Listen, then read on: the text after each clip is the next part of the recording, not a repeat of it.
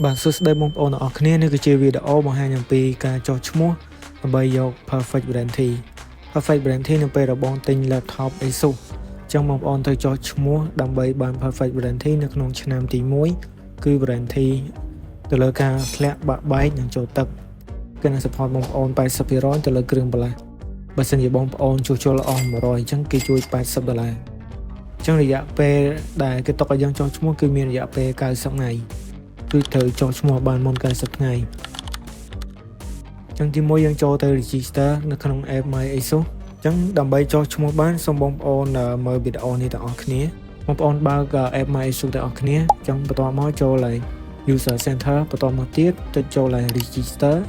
ចូលឡើង Google account អញ្ចឹងយើងវាយ Gmail របស់យើងចូល Gmail បងប្អូនវាយជាមួយនឹង Gmail ឈ្មោះរបស់យើងជាមួយនឹង password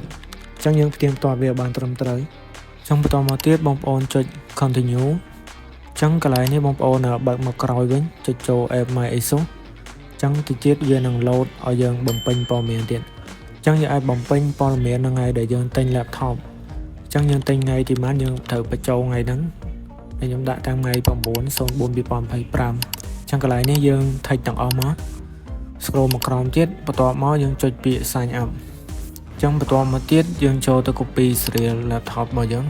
ដើម្បីមក upload នៅក្នុង app អញ្ចឹងចូលមកកន្លែង home copy serial ហើយចូលឡើង user center ដដែលអញ្ចឹងយើងធ្វើការ refresh វាមួយ copy serial ចូលអញ្ចឹងបន្ទាប់ពីយើង copy serial ចូលហើយវានឹង load ឲ្យយើង confirm បែបនេះអញ្ចឹងយើង refresh ម្ដងទៀតបាទអញ្ចឹង